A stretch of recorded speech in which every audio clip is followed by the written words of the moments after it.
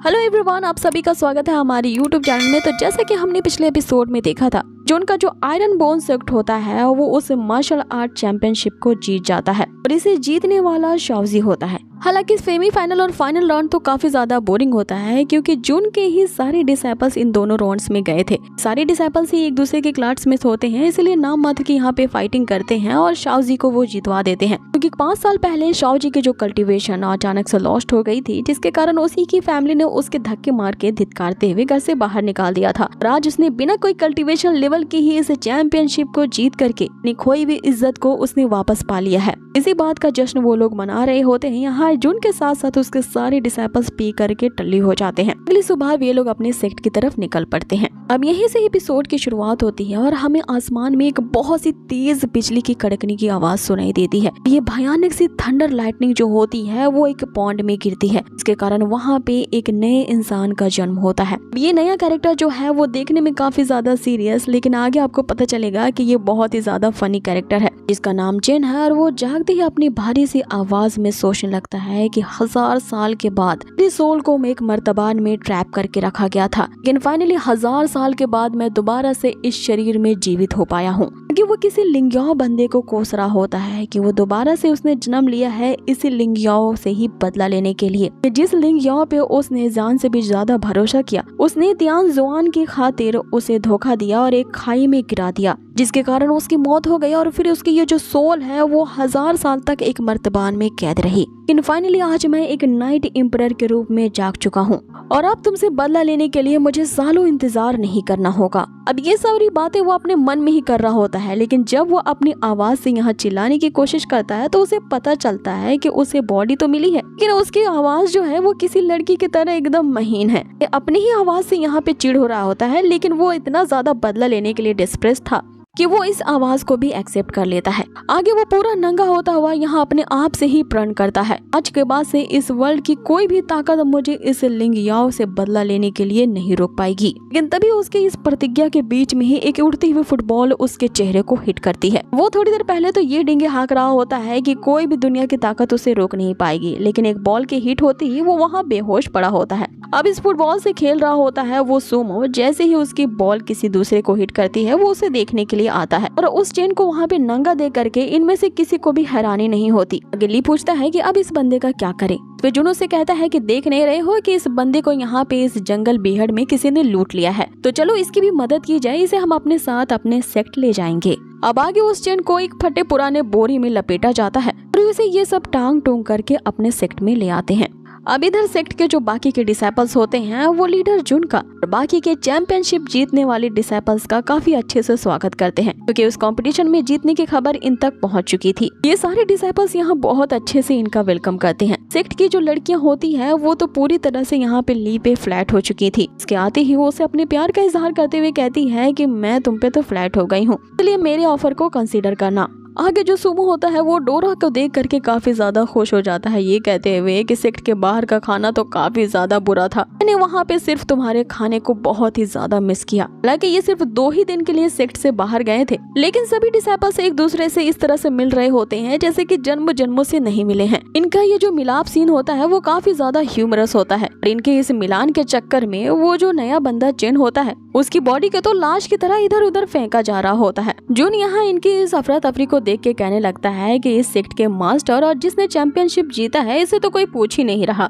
आगे शाओजी यहाँ जून से पूछता है कि इस नए बंदे का क्या करना है, जिसपे जून उसे कहता है कि फिलहाल के लिए इसे डिसाइपल्स के रूम में ले जाकर के फर्स्ट एड दो, इसे होश आ जाएगा तब इसे नाम पता पूछा जाएगा और इसे हमारी सेक्ट को ज्वाइन करने के लिए ऑफर दिया जाएगा। अब आगे उस नए बंदे चेन को यहाँ पे होश आता है। वो अपने आप को देखा है कि इसने किस तरह के बेहुदा से कपड़े पहने हैं। हिप हॉप स्टाइल में उसे ड्रेसिंग करा दी जाती है, जिसे वो बिल्कुल भी पसंद नहीं करता। आगे वो उठते ही कहता है कि आखिर ये मेरा मुंह क्यों दर्द हो रहा है। तब उसे याद आता है कि उस पे तो किसी ने एक हिडन वेपन से अटैक किया था। वो उस फुटबॉल को हिडन वेपन कह रहा होता है। आगे वो ये सोचते हुए बाहर निकल रहा होता है कि मैं एक 9th लेवल का इंपीरियर हूँ। उसे इस तरह से बेहुदे कपड़े पहना दिए गए हैं। लगता है कि वो जानता नहीं है कि राज घराने वाले को किस तरह से ट्रीट किया जाता है। आगे वो अपनी शाही चाल चलते हुए इस जगह से निकलने के बारे में सोचता है, क्योंकि उसका आगे का प्लान ये होता है कि एक ऐसी जगह की तलाश की जाए जहाँ पे स्पिरिचुअल एनर्जी बहुत ही ज्यादा मात्रा में हो, ताकि वो अपनी कल्टीवेशन की प्रैक्टिस स्टार्ट कर सके। क्योंकि रिबॉर्न होने के बाद उसे ये जो नई बॉडी मिली है, इस बॉडी की स्पिरिचुअल रूट्स काफी ज्यादा लो क्वालिटी की है। साथ ही इस बॉडी की कल्टीवेशन लेवल जो है वो काफी ज्यादा वीक है। इस बंदे की बॉडी ने, जिसपे वो दोबारा से रिबॉर्न हुआ है, इसने तो अभी तक अपने पल्स मेरिडियन को भी ओपन नहीं किया है। आगे ये सोचते ही वो जैसे ही दरवाजा खोल के बाहर निकलता है, वही फुटबॉल एक बार उसे फिर से चेहरे पे हिट करती है, जिससे वो फिर से बेहोश होकर के नीचे गिर जाता है। सुमो वहाँ पे आता है और कहता है कि लगता है मास्टर, मैंने फिर से किसी और को ठोक दिया है। आगे यहाँ चेन यहाँ उठते ही कहता है कि आखिर किसकी मजाल हो गई जो कि एक 9th लेवल के एम्परर के खिलाफ इस तरह से प्लॉटिंग कर सके। कौन है जो हिडन वेपन से मुझ पे बार बार अटैक कर रहा है। बेचारा ये कहते ही उठने की कोशिश कर रहा होता है कि जुन के दरवाजा खोलते ही से फिर से वही चेहरे पे एक बैम अटैक लगता है। यहाँ जुन ढूंढने लगता है कि अरे वो बंदा कहाँ गया जिसे हमने इस रूम में ठहरने के लिए रखा था। कहीं वो चला तो नहीं गया, लेकिन जब वो कराहने की आवाज सुनता है तो उसे पता चलता है इसी बंदे की उंगलियों को वो तो अपने पैरों तले कुचल रहा है। आगे जुन उसे कहने लगता है कि तुम्हें किसने कहा था जमीन पे सोने के लिए, क्या तुम्हें पता नहीं है कि बेड पे इंसान सोते हैं। अब आगे जुन उसे सवाल जवाब पूछ पाता वो जो चेन होता है, यहाँ अपनी महीन से आवाज में उसे करते हुए कहता है कि तू कौन है। जुन यहाँ सोचने लगता है कि ये तो उम्र में मुझसे भी ज्यादा छोटा है, लेकिन इसके ठाठ तो देखो, ऐसे बात कर रहा है जैसे 100 साल का एक एल्डर हो। लेकिन इसके चेहरे से मुझे लग रहा है कि बेचारा काफी ज्यादा उदास है। तो चलो इसकी उदासी मैं दूर कर देता हूँ, इसे अपने ही सेक्ट में ज्वाइन होने का ऑफर देते हुए। आगे जुन उसे कहता है कि मैं आयरन बोन सेक्ट का लीडर हूँ। आयरन बोन का नाम सुनते ही वो जो चेन होता है जोर जोर से हंसने लगता है कि ये कैसा बेहुदा और बेतुका सा नाम है, और लीडर होते हुए तुम्हें अपने सेक्ट के लिए और कोई दूसरा नाम नहीं मिला। इस तरह के औने पौने और लल्लू पंचू नाम वाले सेक्ट को ना मैं कभी भी ज्वाइन नहीं करूंगा। सोचता है कि ये लड़का इतनी अकड़ दिखा रहा है, इसे एक बार नहीं बल्कि उस फुटबॉल से तो 1000 बार हिट करना चाहिए। लेकिन यहाँ अपने गुस्से को शांत करते हुए वो उसका नाम पता पूछता है। इस पे वो चेन अपनी डींगे हाँकते हुए कहता है कि मैं वो बंदा हूँ जिससे तुझे कभी भिड़ना नहीं चाहिए। आगे वो बखान चालू कर देता है कि मैं ये हूँ तो वो हूँ तो फलाना ढिमका। लेकिन यहाँ वो अपनी तारीफें कर ही रहा होता है कि फिर अचानक से वही फुटबॉल उसी के चेहरे पे दोबारा से हिट करती है और वो फिर से नीचे ढेर हो जाता है। यहाँ सुमो वापस से आता है और मास्टर से कहने लगता है कि क्या मुझे अपनी बॉल वापस मिल सकती है। जुन यहाँ सोचने लगता है कि इस नए बंदे के फेस में तो फुटबॉल को कैच करने की टेक्निक है, तो क्यों ना इसकी टेक्निक को यूज किया जाए। ऐसे भी हमारे मेंस फुटबॉल टीम के लिए एक गोलकीपर की जरूरत है और ये हमारी टीम का अगला गोलकीपर बनेगा कि फेस पे ही गोल करने का टारगेट सारे डिसेबल्स को दिया जाएगा। अब यहाँ चेन को होश आता है तो वो अपने आप को लकड़ी के घोड़े पे बंधा हुआ पाता है। आगे जुन उसे बताता है कि तुम्हारी बॉडी के जो स्ट्रक्चर है वो काफी अमेजिंग है और तुम्हारी हड्डियां कुछ ज्यादा ही मजबूत है, इसीलिए मैंने ये डिसाइड किया है कि आज के बाद से तुम हमारे इस आयरन बोन सेक्ट के नए मेंबर हो। जिसपे वो चेन, जिसके दोनों गाल अब सूज चुके थे, जुन से कहने लगता है कि तुम्हारे सेक्ट को मैं ज्वाइन करूं, इतनी मेरी बुद्धि भ्रष्ट नहीं हुई है। तुम्हारा ये जो सेक्ट है ना, वो मेरे जैसे 9th लेवल के एम्परर को ज्वाइन करने के लिए क्वालिफाइड नहीं है। ये सुनते ही जो जुन उसे लातों घूंसों से कूटने लगता है, ये कहते हुए कि कौन एम्परर, कहाँ का एम्परर, अच्छे से सोच लो, फिर बाद में मैं तुमसे रूड हो जाऊंगा ना तो फिर मुझे कुछ मत कहना।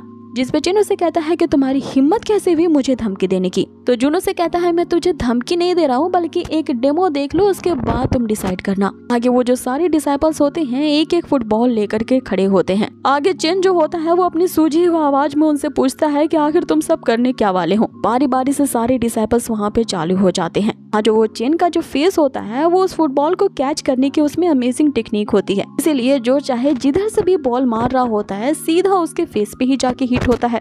उस बेचारे ने यहाँ इतने फुटबॉल खाए होते हैं कि रोते हुए कहने लगता है कि अब बस मुझे माफ करो, तुम लोग रुक जाओ, तुम्हारी जो भी शर्तें हैं मुझे मंजूर है और मैं डेफिनेटली तुम्हारी सेक्ट को ज्वाइन करूंगा। जिसपे जुन कहता है कि ये हुई ना समझदारी वाली बात, अब आया ऊंट पहाड़ के नीचे, कल जो है हमारे सेक्ट का रजिस्ट्रेशन फॉर्म भर देना, फिर तुम ऑफिशियली हमारे सेक्ट के मेंबर बन जाओगे। यहाँ जुन ने उसके साथ जो किया होता है, जिन अपने मन में सोच रहा होता है कि मेरे बदला लेने की लिस्ट में एक और बंदा अब शामिल हो चुका है। जैसे ही मेरी सारी शक्तियाँ वापस आ जाएगी, मैं सबसे पहले उस लिंगियाओ से बदला लूंगा और उसके बाद इस दूसरे नंबर पे नाम इस जुन का है, और बस उस दिन का इंतजार करो कि जब मैं अपनी इस बेइज्जती का बदला तुम दोनों से लूंगा। अगले सीन में हमें दिखाया जाता है कि जुन के सेक्ट में अब 2 नए डिसाइपल्स शामिल हो चुके थे। तो उन्हीं की कुक डूडो होती है और उसने भी रजिस्ट्रेशन फॉर्म फिल कर दिया था। 2 नए मेंबर्स यहाँ पे इस सेक्ट में भर्ती हुए हैं। इसकी वजह से डोरा जुन को कांग्रेचुलेट करती है और उसे कंट्रीब्यूशन पॉइंट्स दिया जाता है, जिसके कारण सेक्ट की कंट्रीब्यूशन वैल्यू जो होती है अब 274 तक पहुँच चुकी थी।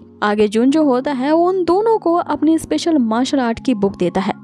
यहाँ डूडो तो होती है वो तुरंत ही इस बुक को ले लेती है, जिसपे चेन उससे कहता है कि इस तरह के रबिश माइंड मेथड वाली बुक को तुम क्या ही यूज कर पाओगी। वैसे भी इस बुक में जो मेथड्स लिखे गए हैं वो सिर्फ कचरा ही है, तुम्हारे कोई काम नहीं आएंगे। जिसपे डूडो से कहती है कि तुम्हारी हिम्मत कैसे भी मेरा नाम लेकर के पुकारने की, मैं तुमसे सीनियर हूँ इसलिए आपसे तुम मुझे सीनियर कहोगे। आगे इन दोनों की बहस यहाँ पे छिड़ जाती है और इन दोनों की केमिस्ट्री तो वाकई बहुत अच्छी लग रही थी। अब आगे जुन जो होता है उसे जबरदस्ती अपनी ये बुक थमा देता है। जैसे ही जुन उसे घूर के देख रहा होता है, यहाँ जो जिन होता है उसे अपनी कुटाई याद आ जाती है। तुरंत ही यहाँ जुन को एज अ मास्टर ग्रीट करता है और डूडो को सीनियर भी कहता है। आगे वो जो मार्शल आर्ट की बुक होती है जुन ने इसे खुद डिजाइन किया था, जिसमें औनी पौनी हरकतें करके योगा करना होता है। डिसाइड करता है कि वो इस कचरे बुक को नहीं पढ़ेगा। वो यहाँ बहुत ही ज्यादा बोर हो रहा होता है, इसीलिए उस बुक से प्रैक्टिस करना शुरू कर देता है। अब आगे यहाँ एक फनी सी म्यूजिक का बजना स्टार्ट हो जाता है, लेकिन उससे भी ज्यादा फनी ये होता है कि ये जो नया कैरेक्टर चिन है वो उस बुक में लिखे गए मूव्स को जैसे ही ट्राई करता है तो हमें लगता है कि कोई चिकनी चमेली डांस कर रही है।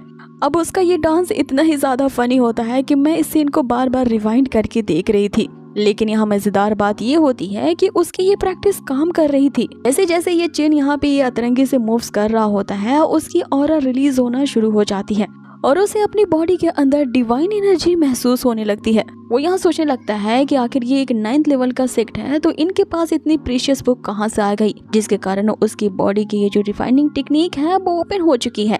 और कहीं वो सपना तो नहीं देख रहा है, क्योंकि 1000 साल के बाद उसने ऐसा कोई डिवाइन प्रोडक्ट उसके हाथ लगा है। इसके 1 सेकंड में ही प्रैक्टिस करते ही उसने अपने बॉडी के अंदर डिवाइन पावर महसूस की है। और 1000 साल पहले जिन डिवाइन और ट्रेजर आइटम का वो यूज करके अपनी बॉडी को कल्टीवेट किया करता था, उनके कंपैरिजन में ये बुक तो काफी ज्यादा वेल ट्रेंड है।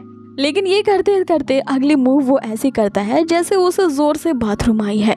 अब ये औनी पौनी हरकतें करके वो सोच रहा होता है कि अगर वो इसी टेक्निक का यूज करता रहे तो वो जल्दी कल्टीवेट करके मार्शल इंपरर रिल्म तक पहुंच जाएगा, वो भी इसी यूजलेस बॉडी के साथ। इस मार्शल आर्ट की प्रैक्टिस करके उस रिल्म में पहुंचना तो इसके लिए बाएं हाथ का खेल है। ये सोचते हुए काफी जोर जोर से हंस रहा होता है कि तभी फिर से वही फुटबॉल आती है और उसके चेहरे पे एक जोरदार हिट करती है। यहाँ वो सोचने लगता है कि मुझे रात में भी तो चैन से प्रैक्टिस करने दो। मेरे फेस में 100% फुटबॉल को कैच करने की टेक्निक है, इसका मतलब ये नहीं कि तुम दिन रात मुझे मारते ही रहो। अब यहाँ सीन चेंज होता है और हम जुन को देखते हैं जो कि डोरा से ये डिस्कस कर रहा होता है कि आखिर उस लिंकॉन सेक्ट ने इतने सारे किलर्स उसे मारने के लिए क्यों ही भेजे होंगे। और जब वो लियांग सिटी में उस कंपटीशन के लिए गए थे तो वहाँ भी कुछ लोगों ने उन पे जानलेवा अटैक किया था, तो आखिर उन किलर्स को किसने भेजा होगा। अब ये सब वो सोच ही रहा होता है कि फिर से उस पे एशेसिन्स का हमला होता है। उनके हमलों को डॉज करते हुए जून एक जगह पे छुप जाता है और फिर उस किलर को मारने के लिए अपनी बुलेट गन से अटैक करता है, जिस पे डोरा उसे ये सजेस्ट करती है कि तुम्हें जल्द ही सिस्टम के मॉल से एक गार्डियन एरे को खरीदना होगा। अगर अपने सेक्ट की तुम सुरक्षा करना चाहते हो तो एक तरह का फॉर्मेशन एरे लगाना होगा, वरना फिर इसी तरह के किलर्स आते और जाते रहेंगे अपनी मर्जी से तुम्हें मारने के लिए। जिस पे जून उसे कहता है कि उस मॉल में तो ये जो एरे है वो सोल्ड आउट हो चुका है। जिस पे डोरा उसे बताती है कि अगर 2nd लेवल के मॉल को दोबारा से रिफ्रेश किया जाए उस फॉर्मेशन एरे को दोबारा खरीदने का चांस मिल सकता है। कि इतने में ही जून को किसी के तेज चिल्लाने की आवाज आती है। अब जैसे ही वो जा करके देखता है, ये देख के शॉक रह जाता है कि यहाँ पे उन किलर्स ने जून को मारने के लिए जो अटैक किए थे, सारे के सारे वो जो नाइफ्स होते हैं वो उस चेन के पिछवाड़े में जा घुसे थे। यहाँ चेन जो है वो कमीने कुत्ते कह के चिल्ला रहा होता है कि यहाँ तो रात में लोग सोने भी नहीं दिया करते, रात के अंधेरे में फेस पे फुटबॉल मारता है, वो तो चाकू उसे अटैक करके भाग जाता है। तो आखिर ये किस तरह का सेक्ट है जहाँ पे सीक्रेटली अटैक्स होते ही रहते हैं, वो भी मुझ पे ही। जिस पे जून उसे कहता है कि तुम सच में लूजर हो।